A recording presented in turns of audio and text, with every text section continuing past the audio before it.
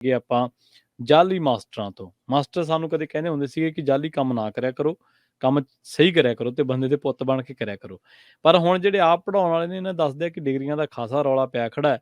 ਪਿਛਲੇ ਦਿਨੀ ਇੱਕ ਗਾਇਕ ਨੂੰ ਕਾਫੀ ਟਰੋਲਿੰਗ ਦਾ ਸਾਹਮਣਾ ਕਰਨਾ ਪੈ ਰਿਹਾ ਸੀ, ਕਿਉਂਕਿ ਉਹਨਾਂ ਦੇ ਪਿਤਾ ਜਿਹੜੇ ਨੇ ਉਹ ਵੀ ਇਸੇ ਤਰ੍ਹਾਂ ਦੇ ਚੱਕਰ ਦੇ ਵਿੱਚ ਫਸਣ ਦੇ ਉਹਨਾਂ ਤੇ ਵੀ ਇਲਜ਼ਾਮ ਲੱਗਦੇ ਰਹੇ ਨੇ। ਜੀ ਬਿਲਕੁਲ ਪ੍ਰਵੀਨ ਜੀ, ਤੁਹਾਡੀ ਗੱਲ ਦਰੁਸਤ ਹੈ ਕਿ ਇਸ ਮੌਕੇ ਜਾਲੀ ਡਿਗਰੀਆਂ ਨੂੰ ਲੈ ਕੇ, ਜਾਲੀ ਮਾਸਟਰਾਂ ਨੂੰ ਲੈ ਕੇ ਪੰਜਾਬ 'ਚ ਖੂਬ ਹਗਮ ਹੈ।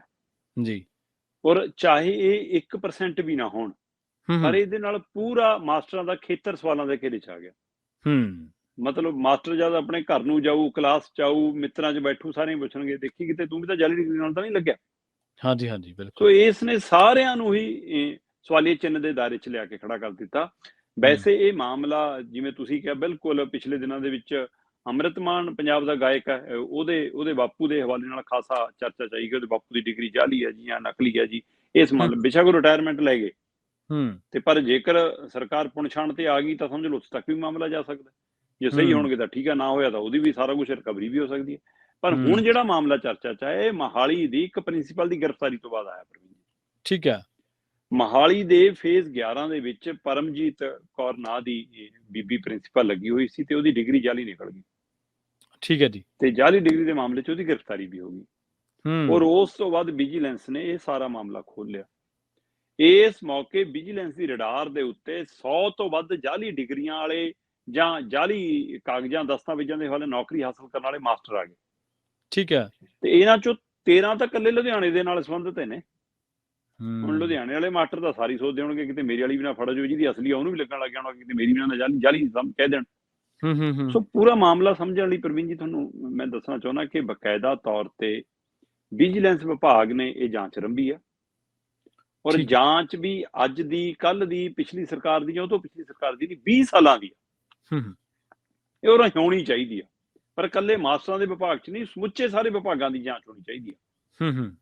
ਸੋ ਇਸ ਪਹਿਲੂ ਨੂੰ ਲੈ ਕੇ ਕਿ ਪਿਛਲੇ 20 ਸਾਲਾਂ ਦੇ ਵਿੱਚ ਕਿੰਨਿਆਂ ਨੇ ਜਾਲੀ ਡਿਗਰੀਆਂ ਦੇ ਹਵਾਲੇ ਨਾਲ, ਕਿੰਨਿਆਂ ਨੇ ਮਤਲਬ ਕਿ ਬਿਲਕੁਲ ਨਕਲੀ ਡਿਗਰੀਆਂ ਦੇ ਹਵਾਲੇ ਨਾਲ, ਕਿਉਂਕਿ ਦੋ ਤਰੀਕੇ ਨੇ ਪ੍ਰਵੀਨ ਜੀ। ਇੱਕ ਤਾਂ ਹੈਗਾ ਕਿ ਗੈਰ ਮਾਨਤਾ ਪ੍ਰਾਪਤ ਯੂਨੀਵਰਸਿਟੀਆਂ ਦੀਆਂ ਡਿਗਰੀਆਂ, ਜਿਹੜੀਆਂ UGC ਦੇ ਅਧੀਨ ਨਹੀਂ ਆਉਂਦੀਆਂ, ਆਪਣੇ ਆਪ ਕਮਰਿਆਂ 'ਚ, ਦੁਕਾਨਾਂ 'ਚ, ਸ਼ੋਰੂਮਾਂ 'ਚ ਯੂਨੀਵਰਸਿਟੀਆਂ ਚੱਲਦੀਆਂ ਨੇ, ਉਹਨਾਂ ਦੀਆਂ ਡਿਗਰੀਆਂ ਨੇ। ਜੀ। ਜਾਂ ਦੂਜਾ ਉਹ ਨੇ ਜਿਹੜੇ ਮਤਲਬ ਕਿ ਜਿਨ੍ਹਾਂ ਨੇ ਆਪ ਹੀ ਨਕਲੀ ਬਣਾ ਲਈ, ਨਕਲੀ ਪ੍ਰਿੰਟ ਕੱਢ ਲਈ ਕਿਸੇ ਵੀ ਯੂਨੀਵਰਸਿਟੀ ਦੇ ਨਾਂ ਤੇ। ਸੋ ਦੋ ਤਰ੍ਹਾਂ ਦੀਆਂ ਡਿਗਰੀਆਂ ਨੇ। ਸੋ ਪੁਰਾਣੇ ਸਮੇਂ ਦੇ ਵਿੱਚ ਇਹ ਤਾਂ ਇਹ ਨਹੀਂ ਸੀਗਾ ਕਿ ਹਾਂ ਤੁਸੀਂ ਸਾਈਡ ਤੇ ਜਾ ਕੇ ਚੈੱਕ ਕਰ ਲਓਗੇ ਜਾਂ ਉਹਨੂੰ ਭੇਜ ਕੇ ਐਂ ਚੱਲੀਗਾ ਕੰਮ। ਸੋ ਹੁਣ 20 ਸਾਲਾਂ ਦੀ ਫਰੋਲਾ ਫਰਾਲੀ ਹੋਣੀ ਹੈ, ਤੇ 20 ਸਾਲਾਂ ਦੀ ਫਰੋਲਾ ਫਰਾਲੀ ਦੇ ਹਵਾਲੇ ਨਾਲ ਇਹ ਗੱਲ ਸਾਹਮਣੇ ਆ ਰਹੀ ਹੈ ਕਿ ਵਿਜੀਲੈਂਸ ਨੇ ਬਕਾਇਦਾ SP ਪੱਧਰ ਦੇ ਉੱਤੇ ਅਧਿਕਾਰ ਦਿੱਤਾ ਹੈ ਜਾਂਚ ਦਾ। ਔਰ ਕਰੀਬ 100 ਦੇ ਕਰੀਬ ਮਤਲਬ ਕਿ ਮਾਸਟਰ ਨੇ ਜਿਹੜੇ, ਜਿਨ੍ਹਾਂ 'ਚ ਵੱਖ-ਵੱਖ ਅਹੁਦੇ ਨੇ ਮਾਸਟਰਾਂ ਦੇ, ਉਹਨਾਂ ਦੇ ਸਾਰਿਆਂ ਦੀ ਜਾਂਚ ਆਰੰਭੀ ਆ। ਤੇ ਇਹਦੇ ਵਿੱਚ ਖਾਸ ਗੱਲ ਇਹ ਆ ਕਿ ਇੱਕ ਤਾਂ ਸਵਾਲ ਹੈਗਾ ਕਿ ਜਦੋਂ ਬੰਦਾ ਨੌਕਰੀ ਲੈਂਦਾ ਪ੍ਰਵੀਨ ਜੀ, ਤਦ ਉਹ ਆਪਣੀਆਂ ਡਿਗਰੀਆਂ ਦਾ ਦਸਤਾਵੇਜ਼ ਵੀ ਜਮ੍ਹਾਂ ਕਰਾਉਂਦਾ। ਠੀਕ ਹੈ। ਤੇ ਇੱਕ ਉਹ ਤੋਂ ਪਰਫਾਰਮਾ ਭਰਵਾਇਆ ਜਾਂਦਾ।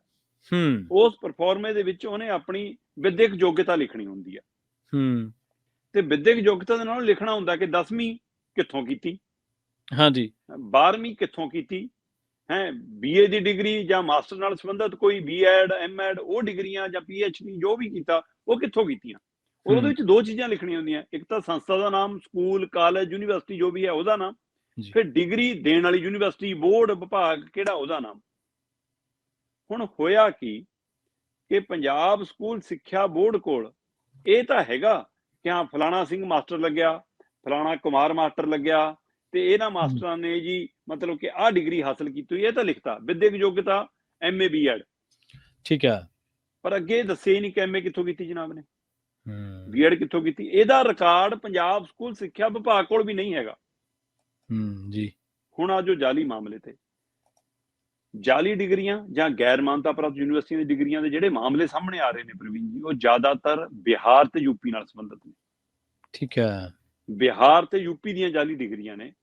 ਖਾਸ ਕਰਕੇ ਇਹਦੇ ਵਿੱਚ ਵੀ ਮਗਧ ਯੂਨੀਵਰਸਿਟੀ ਹੈ ਇੱਕ, ਤੇ ਇੱਕ ਬੁਦੇਲਖੰਡ ਦੀ ਯੂਨੀਵਰਸਿਟੀ ਹੈ ਜੀ। ਇਹ ਦੋ ਯੂਨੀਵਰਸਿਟੀਆਂ ਖੂਬ ਚਰਚਾ 'ਚ ਨੇ। ਉਹ ਤੋਂ ਬਾਅਦ ਕੁਝ UP ਦੇ ਮਾਮਲੇ ਵੀ ਨੇ। ਹੁਣ ਇਸ ਤੋਂ ਗਾਂਹ ਆ ਜੋ ਇਹ ਮਾਮਲੇ ਦੀ ਨੀਂਹ ਤੋਤਾ ਸਿੰਘ ਦੇ ਰਾਜ 'ਚ ਰੱਖ ਹੋਈ ਹੈ ਜੀ, ਜਦੋਂ ਤੋਤਾ ਸਿੰਘ ਸਿੱਖਿਆ ਮੰਤਰੀ ਸੀ। ਠੀਕ ਹੈ ਜੀ। ਉਹੀ ਨਹੀਂ ਫਿਰ 20 ਸਾਲ ਤੱਕ ਹਿਸਾਬ ਜਾਣਾ। ਤੁਸੀਂ ਇਹ ਦੇਖੋ ਨਾ ਕਿ 20 ਸਾਲ ਦਾ ਮਤਲਬ 1997 ਚ ਸਰਕਾਰ ਸੀ ਅਕਾਲੀ ਬੀਜੇਪੀ ਦੀ। ਉਸ ਤੋਂ ਬਾਅਦ 2002 ਵਾਲੀ ਸਰਕਾਰ ਜਦੋਂ ਆਉਂਦੀ ਆ ਤਾਂ ਉਹ ਸਰਕਾਰ ਮਤਲਬ ਕਿ ਅੱਗੇ ਬਦਲ ਕੇ ਕੈਪਟਨ ਦੀ ਆ ਜਾਂਦੀ ਹੈ ਨਾ। 2002 ਤੋਂ ਬਾਅਦ 2007 ਤੇ 2012 ਦੋ ਸਰਕਾਰਾਂ ਫਿਰ ਅਕਾਲੀ ਦਲ ਦੀਆਂ ਆਉਂਦੀਆਂ। 12 ਤੋਂ ਬਾਅਦ ਫਿਰ 17 ਕੈਪਟਨ ਦੀ ਆ ਜਾਂਦੀ ਆ, ਤੇ ਹੁਣ 17 ਤੋਂ ਬਾਅਦ 22 ਦੇ ਵਿੱਚ ਫਿਰ ਆਮ ਆਦਮੀ ਪਾਰਟੀ ਮਾਨ ਦੀ ਸਰਕਾਰ ਦੀ। ਇੰਨਾ ਲੰਮਾ ਵਕਫਾ ਚੱਲਿਆ ਹੁੰਦਾ ਇਹ ਕੰਮ ਦਾ। ਉਹ ਤੋਂ ਪਹਿਲਾਂ ਕਿੰਨਾ ਚੱਲਿਆ ਹੋਵੇ ਸਾਨੂੰ ਨਹੀਂ ਪਤਾ, ਪਰ ਇਹ ਮਾਮਲਾ ਕਿਉਂਕਿ ਇਹ ਮਾਮਲਾ 2004 ਦੇ ਵਿੱਚ ਜਾਂਚ ਲਈ ਜਾ ਚੁੱਕਿਆ। ਜੀ 2004 ਦੇ ਵਿੱਚ ਮਾਮਲਾ ਧਿਆਨ ਚ ਆਉਂਦਾ ਹੈ। ਸ਼ਿਕਾਇਤਾਂ ਹੁੰਦੀਆਂ ਨੇ ਜਾਲੀ ਡਿਗਰੀਆਂ ਦੀਆਂ, ਗੈਰ ਮਾਨਤਾ ਪ੍ਰਾਪਤ ਯੂਨੀਵਰਸਿਟੀਆਂ ਦੀਆਂ, ਉਹਨਾਂ ਦੇ ਹਵਾਲੇ ਨਾਲ ਨੌਕਰੀ ਹਾਸਲ ਕਰਨ ਦੀਆਂ। ਉਹ ਸ਼ਿਕਾਇਤਾਂ ਦੇ ਆਧਾਰ ਤੇ ਇੱਕ ਕਮੇਟੀ ਬਣਦੀ ਹੈ। ਸਿੱਖਿਆ ਵਿਭਾਗ ਦੇ ਡਿਪਟੀ ਡਾਇਰੈਕਟਰ ਰਹੇ ਨੇ ਅਜਮੇਰ ਸਿੰਘ, ਹਾਂਜੀ, ਉਹਨਾਂ ਨੂੰ ਇਨਕੁਆਇਰੀ ਸੌਂਪੀ ਜਾਂਦੀ ਹੈ 2004 ਚ ਜੀ। ਔਰ ਉਹ ਇਨਕੁਆਇਰੀ ਕਰਦੇ ਨੇ ਪ੍ਰਵੀਨ ਜੀ। ਇਨਕੁਆਇਰੀ ਕਿੰਨੇ ਬੰਦਿਆਂ ਦੀ ਆਉਂਦੀ ਹੈ? 69 ਬੰਦਿਆਂ ਦੀ। ਠੀਕ ਹੈ। ਉਹਨਾਂ 69 ਬੰਦਿਆਂ ਦੀ ਡਿਗਰੀਆਂ ਜਿੱਥੋਂ ਦਾ ਹਵਾਲਾ ਦਿੱਤਾ ਗਿਆ, ਚਾਹੇ ਉਹ ਆਪ ਪ੍ਰਿੰਟ ਕੱਢੇ ਕਿ ਫਲਾਣਾ ਯੂਨੀਵਰਸਿਟੀ, ਢਿਮਕੀ ਯੂਨੀਵਰਸਿਟੀ ਹੈ, ਜਾਂ ਉਹਨਾਂ ਯੂਨੀਵਰਸਿਟੀਆਂ ਜਿਹੜੀਆਂ ਮਾਨਤਾ ਪ੍ਰਾਪਤ ਨਹੀਂ ਉਹਨਾਂ ਤੋਂ ਲਈਆਂ ਗਈਆਂ, ਉਹਨਾਂ ਸਾਰਿਆਂ ਨੂੰ ਉਹਨੇ ਰਿਕਾਰਡ ਭੇਜਿਆ, ਰਿਕਾਰਡ ਮੰਗਾਇਆ, ਰਿਕਾਰਡ ਇਕੱਠਾ ਕੀਤਾ। ਇਹਨਾਂ 69 ਮਾਮਲਿਆਂ ਦੀ ਜਾਂਚ ਕਰਦੇ ਹੋਏ ਅਜਮੇਰ ਸਿੰਘ ਨੂੰ 13 ਯੂਨੀਵਰਸਿਟੀਆਂ ਦੇ ਜਾਂ 13 ਬੰਦਿਆਂ ਦੇ, ਮਤਲਬ ਇਹਨਾਂ 69 ਚੋਂ 13 ਬੰਦਿਆਂ ਦਾ ਹਿਸਾਬ ਕਿਤਾਬ ਦੇਣੋਂ ਯੂਨੀਵਰਸਿਟੀਆਂ ਨੇ ਇਨਕਾਰ ਕਰਤਾ। ਠੀਕ ਹੈ। ਅੱਛਾ। ਉਹਦਾ ਕਾਰਨ ਮੰਨਿਆ ਜਾਂਦਾ ਕਿ ਉਹ ਰਾਜਨੀਤਿਕ ਰਸੂਖ ਵਾਲੇ ਲੋਕ ਸੀ, ਉਹਨਾਂ ਦਾ ਓਹਲਾ ਰੱਖਣ ਦੀ ਕੋਸ਼ਿਸ਼ ਕੀਤੀ, ਯੂਨੀਵਰਸਿਟੀਆਂ ਤੱਕ ਪਹੁੰਚ ਹੋਈ ਕਿ ਨਾ ਇਹਨਾਂ ਦਾ ਰਿਕਾਰਡ ਨਹੀਂ ਦੇਣਾ। ਜਿਵੇਂ ਇੱਥੇ ਨਰਿੰਦਰ ਮੋਦੀ ਦਾ ਰੌਲਾ ਪਈ ਜਾਂਦਾ ਕਿ 10ਵੀਂ ਕੀਤੀ ਹੈ ਜਾਂ ਯੂਨੀਵਰਸਿਟੀ ਤੋਂ ਪੜ੍ਹਿਆ, ਅਜੇ ਤੱਕ ਡਿਗਰੀ ਨਹੀਂ ਮਿਲੀ ਜੀ, ਕੁਝ ਨਹੀਂ ਮਿਲਿਆ, ਕਿਸੇ ਸਮੇਂ ਆਪ ਮੰਨੇ ਸੀ, ਇਸੇ ਤਰ੍ਹਾਂ ਦੇ ਮਾਮਲੇ ਹੋਣਗੇ ਨਾ। ਸੋ ਇਹ ਰਾਜਨੀਤਿਕ ਰਸੂਖ ਵਾਲਾ ਪਹਿਲੂ ਹੈ। 13 ਮਾਮਲੇ ਤਾਂ ਲੁਕੋਲੇ, ਪਰ 13 ਤੋਂ ਬਾਅਦ ਪਿੱਛੇ ਬਚੇ ਜਨਾਬ 56 ਜੀ, ਤੇ 56 ਦੇ 56 ਦੀਆਂ ਡਿਗਰੀਆਂ ਜਾਲੀ ਨਿਕਲੀਆਂ ਜੀ। ਠੀਕ ਹੈ। ਇਹ 2004 ਚ ਜਾਂਚ ਸ਼ੁਰੂ ਹੁੰਦੀ ਹੈ। 2009 ਚ ਅਜਮੇਰ ਸਿੰਘ ਰਿਟਾਇਰ ਹੋ ਜਾਂਦੇ ਨੇ। ਠੀਕ ਹੈ। ਤੇ 4 ਤੋਂ 9 ਦੇ ਵਿੱਚ 2 ਸਰਕਾਰਾਂ ਆ ਗਈਆਂ। ਤੋ ਇੱਥੋਂ ਅੰਦਾਜ਼ਾ ਲਾ ਲਓ। ਸੋ ਇਸ ਲਈ 4 ਚ ਜਦੋਂ ਜਾਂਚ ਹੋਈ ਤਦ ਕੈਪਟਨ ਸਰਕਾਰ ਸੀ, ਤੇ ਅੰਦਰ ਮਾਮਲਾ 1997 ਪਿਛਲੀ ਸਰਕਾਰ ਤੋਂ ਚੱਲਿਆ ਹੁੰਦਾ।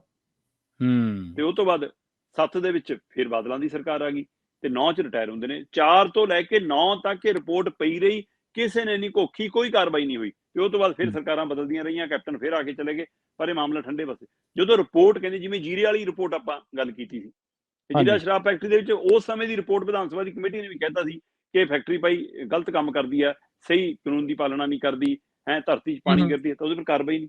ਉਸੇ ਤਰ੍ਹਾਂ 69 ਬੰਦਿਆਂ ਦੀ ਜਾਂਚ ਹੁੰਦੀ ਹੈ, 13 ਦਾ ਮਾਮਲਾ ਲੁਕੋ ਲਿਆ ਜਾਂਦਾ। ਉਹ ਵੀ ਤਾਂ ਸਵਾਲਾਂ ਦੇ ਘੇਰੇ 'ਚ ਆ ਗਿਆ ਨਾ, ਪਰ ਜੇ ਲੁਕੋਇਆ ਇਹਦਾ ਮਤਲਬ ਕੁਛ ਤਾਂ ਗੜਬੜ ਹੈ, ਦਾਲ 'ਚ ਕਾਲਾ। ਤੇ ਜਿਨ੍ਹਾਂ 56 ਦਾ ਨਾਂ ਆ ਉਹਨਾਂ ਦੀ ਡਿਗਰੀਆਂ ਜਾਲੀ ਨੇ, ਪਰ ਕਿਸੇ ਤੇ ਕਾਰਵਾਈ ਨਹੀਂ। ਤੇ ਨਤੀਜਾ ਫਿਰ ਹੌਸਲਾ ਹੋਰ ਵਧਿਆ। ਬਿਲਕੁਲ। ਜਦੋਂ ਪੁਰਾਣੇ ਤਰ ਗਏ ਤਾਂ ਹੀ ਉਹ ਅੰਮ੍ਰਿਤ ਮਾਨ ਦੇ ਬਾਪੂ ਦਾ ਰੌਲਾ ਪੈਂਦਾ ਨਾ, ਰਿਟਾਇਰ ਵੀ ਹੋ ਕੇ ਚਲ ਗਿਆ। ਮੈਂ ਕਹਿੰਦਾ ਉਹਨੇ ਨਾ ਕੀਤਾ ਹੋਵੇ, ਉਹਦੀ ਡਿਗਰੀ ਅਸਲੀ ਹੋਵੇ, ਹੋ ਸਕਦਾ, ਪਰ ਉਹਦੇ ਚੱਕਰ, ਉਹਦੇ ਨਾਂ ਦੇ ਹਵਾਲੇ ਜੇਕਰ ਗੱਲ ਆਉਂਦੀ ਹੈ, ਅੰਦਰ ਜਾਲੀ ਵੀ ਹੋਏ ਹੋਣਗੇ। ਜੇ ਉਹਦੀ ਅਸਲੀ ਹੈ ਜਾਂ ਨਕਲੀ, ਉਹਦੀ ਵੀ ਜਾਂਚ ਤਾਂ ਹੋਣੀ ਚਾਹੀਦੀ ਹੈ ਜੀ। ਇਸੇ ਤਰ੍ਹਾਂ ਪ੍ਰਿੰਸੀਪਲ ਇੱਕ ਗ੍ਰਿਫਤਾਰ ਕਰ ਲਈ, ਅੰਦਰ ਬਾਕੀ ਕਿੰਨਿਆਂ ਦੇ ਮਾਮਲੇ ਹੋਣਗੇ। ਸੋ ਇਹ ਸਾਰੇ ਪਹਿਲੂ ਸਵਾਲ ਇੱਥੇ ਖੜਾ ਕਰਦੇ ਨੇ ਕਿ ਇਹਦਾ ਮਤਲਬ ਜਾਂਚ ਨਹੀਂ ਹੋਈ। ਬਿਲਕੁਲ। ਜਾਂਚ ਤੋਂ ਬਾਅਦ ਕਾਰਵਾਈ ਨਹੀਂ ਹੋਈ। ਜਿਨ੍ਹਾਂ ਦੀ ਰਿਪੋਰਟ ਆ ਗਈ ਜਾਂਚ ਦੀ, ਉਹਨਾਂ ਤੋਂ ਬਾਅਦ ਤਾਂ ਕਾਰਵਾਈ ਹੋਣੀ ਹੋਈ। ਉਸ ਜਾਂਚ ਤੋਂ ਬਾਅਦ ਅਗਲਿਆਂ ਦੀ ਕਦੇ ਜਾਂਚ ਹੀ ਨਹੀਂ ਹੋਈ। ਤੇ ਪੰਜਾਬ ਸਕੂਲ ਸਿੱਖਿਆ ਬੋਰਡ ਕਰਦਾ ਕੀ ਹੈ ਜੀ, ਜੇ ਉਹ ਮਾਸਟਰਾਂ ਦਾ ਹਿਸਾਬ ਨਹੀਂ ਰੱਖ ਸਕਦਾ। ਸਰਕਾਰੀ ਨੌਕਰੀ ਹਾਸਲ ਕਰਨ ਵਾਲੇ ਬੰਦੇ ਦਾ ਜੇ ਤੁਹਾਡੇ ਕੋਲ ਰਿਕਾਰਡ ਸਹੀ ਨਹੀਂਗਾ, ਤੇ ਤੁਸੀਂ ਫਿਰ ਗਾਂ ਬੱਚਿਆਂ ਨੂੰ ਕੀ ਪੜਾਓਗੇ ਜੀ, ਤੇ ਕੀ ਸਿੱਖਿਆ ਸੱਚੇ ਰਾਹ ਤੇ ਚੱਲਣ ਦਾ ਗਿਆਨ ਦਓਗੇ। ਹਾਂ ਬਿਲਕੁਲ। ਤੇ ਜਿਨ੍ਹਾਂ ਦੀ ਆਪਣੀ ਬੁਨਿਆਦ ਹੀ ਮਤਲਬ ਕਿ ਜਾਲੀ ਦਸਤਾਵੇਜ਼ਾਂ ਦੇ ਹਵਾਲੇ, ਜਾਲੀ ਡਿਗਰੀਆਂ ਦੇ ਹਵਾਲੇ ਨਾਲ, ਉਹ ਦੂਜਿਆਂ ਨੂੰ ਡਿਗਰੀਆਂ ਦਾ ਗਿਆਨ ਕੀ ਦੇਣਗੇ ਕਿ ਚੰਗੀਆਂ ਡਿਗਰੀਆਂ ਹਾਸਲ ਕਰ ਲਓ। ਸੋ ਇਹ ਸਾਰਾ ਮਾਮਲਾ ਜੀ ਹੁਣ ਦੁਬਾਰਾ ਵਿਜੀਲੈਂਸ ਕੋਲ ਆ ਗਿਆ। ਵਿਜੀਲੈਂਸ ਜਾਂਚ ਰੰਭ ਰਹੀ ਆ, ਤੇ ਅਜੇ ਵੀ ਫਿਕਰਮੰਦੀ ਇਸੇ ਗੱਲ ਦੀ ਆ, ਕਿਤੇ ਪਹਿਲੀਆਂ ਸਰਕਾਰਾਂ ਵਾਂਗ 1-2 ਕਾਂ ਟੰਗ ਕੇ ਬਾਅਦ ਚੋਂ ਫਿਰ ਇਸ਼ਤਿਹਾਰ ਦੇ ਕੇ ਨਾ ਸਰ ਜਾਵੇ ਕਿ ਹੋ ਗਿਆ ਕਰਤੀ। ਜਿਵੇਂ ਬੱਸਾਂ ਜੀ, ਮਾਫੀਆ ਰਾਜਾ ਜੀ ਬੱਸਾਂ ਦਾ ਚੱਲੀ ਹਜੇ ਵੀ ਜਾਂਦੀਆਂ। ਅੱਜ ਹੀ ਰੇਤ ਮਾਫੀਆ ਪੂਰਾ ਚੱਲ ਰਿਹਾ ਜਨਾਬ। ਕੱਲ ਵੀ ਫੜੇ ਨੇ ਕੁਝ ਟਰੱਕ, ਕਹਿੰਦੇ ਜੀ ਫੜ ਲਏ ਜੀ ਦੁਬਾਰਾ। ਸੋ ਇਸ ਲਈ ਇਹਦਾ ਮਤਲਬ ਚੱਲ ਰਿਹਾ ਨਾ, ਚਿੱਟਾ ਪੰਜਾਬ ਚੋਂ ਨਹੀਂ ਮੁੱਕਿਆ, ਖੁਦਕੁਸ਼ੀਆਂ ਨਹੀਂ ਰੁਕੀਆਂ, ਚਿੱਟੇ ਨਾਲ ਜਾਨਾਂ ਰੋਜ਼ ਜਾਂਦੀਆਂ ਨੇ, ਬਸ ਅਖਬਾਰਾਂ 'ਚ ਖਬਰਾਂ ਤੇ ਥਾਣਿਆਂ 'ਚ ਪਰਚੇ ਨਹੀਂ ਹੁੰਦੇ।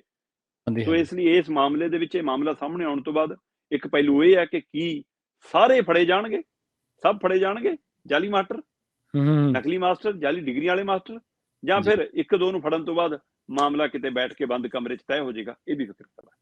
ਜੀ ਬਿਲਕੁਲ ਜੀ।